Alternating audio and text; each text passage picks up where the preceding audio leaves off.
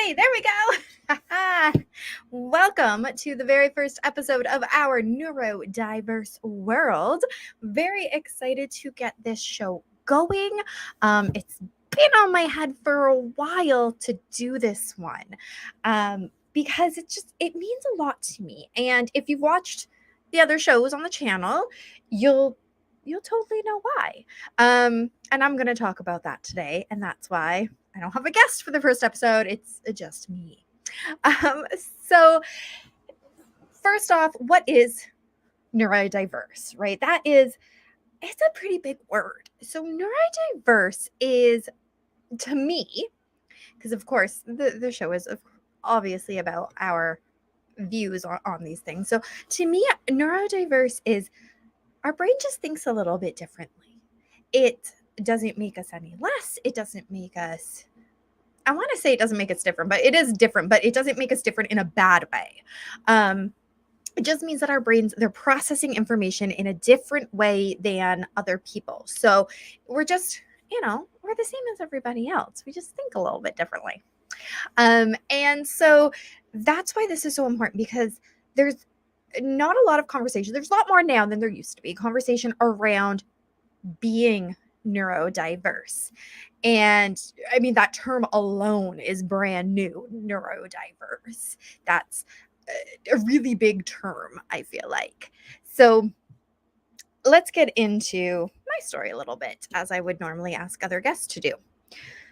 So I could share two different sides of the story, but today I'm going to talk about myself, and I'm hoping one day I'll get my kid on and he can share his side of the story instead of me talking as a parent. Hopefully I can just get his opinion. But let's start with my story. So I usually tell a guest, start your story wherever makes the most sense for you. And so I'm going to start with when I actually got diagnosed, and then we're going to work backwards because I want to do that. So I was diagnosed with autism spectrum disorder, which and I got the definition right from the Mayo Clinic. It's a condition related to brain development that impacts how a person perceives and socializes with others, causing problems in social interaction and communication. Now, what does that mean? That's a really big definition, and it doesn't mean anything bad. So I was diagnosed 2 years ago with autism spectrum disorder, moderate is what the doctor said. And I kind of knew that going in because I was already an adult when I went in to look for that diagnosis, because I felt that was going to be the right fit for me. And why did I think that? And this is when we're going to go backwards. So I felt that way because growing up, I felt like I didn't really fit in. And so you wouldn't always know that because you don't know how people are feeling on the inside. And that's a really important thing to understand, is that you can look at somebody and be like, you're not autistic, you don't have ADHD, you whatever. You don't look a certain way. Well, there's just no look to it. That's why. And so it's about what we feel on the inside and how our brains are going. So on the inside, I felt like I wasn't fitting in with the other kids around my age. And I was really good at pretending, though. So that's why you couldn't notice it, because I pretended to act the same way as everybody else, because I didn't want to be the weirdo. I didn't want to be the kid that was being made fun of. Like, I was being made fun of enough. I didn't need to add any fuel to the fire. So I just pretended. And so if somebody told a joke and everyone's laughing, I'm laughing along with them. Didn't really mean I understood it. It just meant I could see laughter. I'm going to laugh. And my husband likes to joke about songs, because a few years ago we're listening to, the song at that time, it was Ignition by R. Kelly. And it had been out for years and years and years. It wasn't new at that time. It had been out for many years. And I go, oh, I finally understand what this song is about. And my husband's like, well, what did you think it was about? I go, I don't know, driving a car. Ignition, car, turn it on. No, that wasn't right. But it's things like that. I use that as a great example, because it's things like that you just, we're taking things so literally that when a song is saying ignition, I'm thinking an ignition in a car. I'm being very literal here. And so, just growing up, I didn't feel like my emotional response to certain things were matching what others were. I could see it visually, but I could not wrap my head around it. I couldn't understand why somebody was feeling the way that they do. During that time too, I would have meltdowns, which at that time, way back in the 90s, my mom would say, "Oh, you were freaking out. You were just having this big freak out." And she would stick me in my room and shut the door and be like, "You're not coming out until you calm down." Because that's what people advised her to do. And by people, I mean like those who you would think would have the answers, doctors, teachers, that kind of thing. And so she would do what they told her to do. There's nothing wrong with her. She's fine. And in a sense, that's correct. There is absolutely nothing wrong with me. There's absolutely nothing wrong with having autism. However, had they dug a little deeper, I may have got the right support at that time to maybe then not have meltdowns. But that's in the past. So, and then the other thing that really bugged me as a kid that I can remember people constantly saying was they would tell my mom, "Oh, she's spoiled. She's just so spoiled."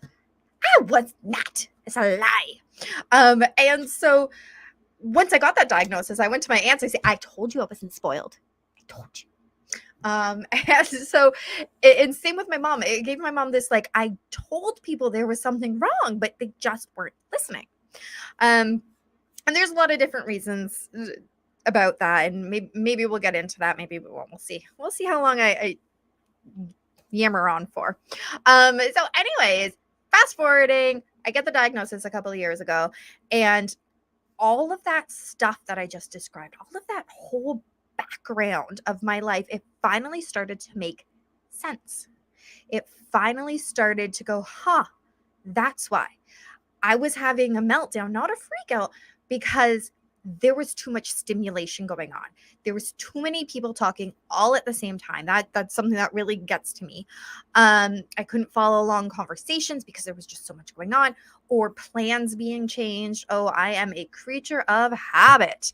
And even up into my adult years, if plans changed on me, it was like the end of the world. I've gotten a lot better at dealing with those things, gaining a little bit more flexibility.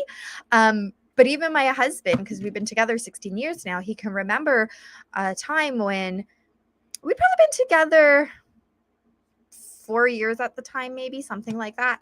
And my mom had come over and she was all of a sudden trying to change the plans. Instead of going straight to the restaurant, we needed to stop at the bank, then we needed to do this and we needed to do that. And I lost it. And I started yelling, a little bit of tears in my eyes, not crying, but like, have you ever been so angry that just like a little bit comes out? Because I was just so frustrated.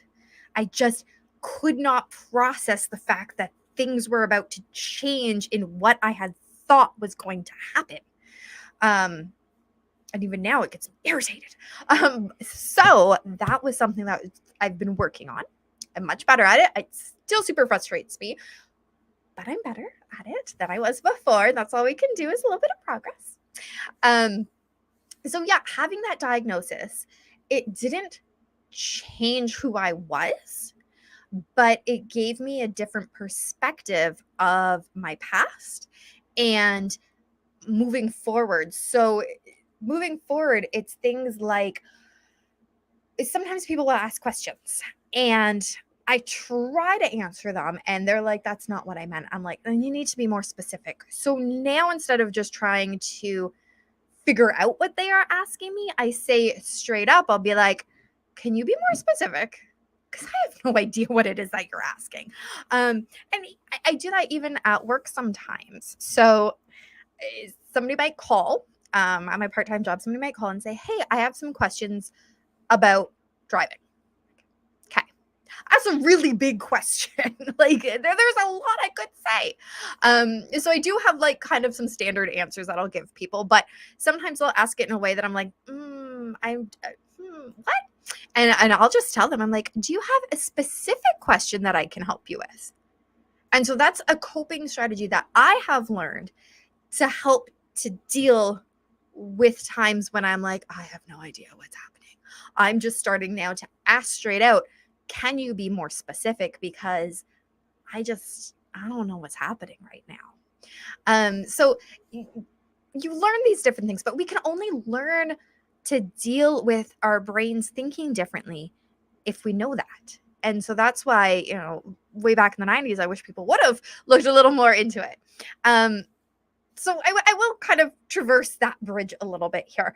So autism, and I am not by any means a doctor or anything like this. This is just research that I have found. So, I mean, if you've got something newer, then please comment below, share it with me. I am not the be all and end all of knowledge. This is just things that I've kind of gathered. When autism was first kind of discovered, it was all boys. Boys were what the researchers used to develop the term autism, and kind of gain their diagnostical criteria from it. And so girls were sort of left in the lurch, like autism doesn't happen to girls. It only happens to boys. Because girls and boys, they present differently, or they can. And so a lot of girls, and this is what I've been reading, and I wish I'll have to look back and maybe add this in a comment later. There's this book that I read that actually the doctor who diagnosed me told me to read. I listened to it on Audible. And it was a bunch of different women's stories, all sharing kind of the same premise of, I didn't get diagnosed till later in life. And again, that has a lot to do with the way that we're presenting. So remember how at the beginning of the episode, I was sharing how I would fake it. I would pretend to act like the other kids, even though I had no idea why they were doing what they were doing. I just mimicked it on the outside. And by doing that, there wasn't visual evidence for somebody to then go, hey, you have something wrong with you, because there's no visual evidence of it. Whereas a boy, he might present where you can see the rocking back and forth. You can see the way that they aren't being as social with the other kids, because girls that were pretending to be social, even though we've got no idea what we're doing. Whereas the boys just like, I'm not even going to try. So, and again, that's just things that I've read. And so the presentation of it is so different. And so females weren't being diagnosed at the beginning when it was first out there. And now it still can be tricky, but it's getting better. I think with more females coming forward and saying, look, this is how my brain is actually feeling right now. I think more doctors are realizing, yeah, girls have this too. Shocking, I know. So, yeah. And then the other thing that I want to talk about with autism is, what am I doing? And it's not to say that you have to have autism to talk with your hands and that kind of thing, but there is a certain part where we do this thing, stimming.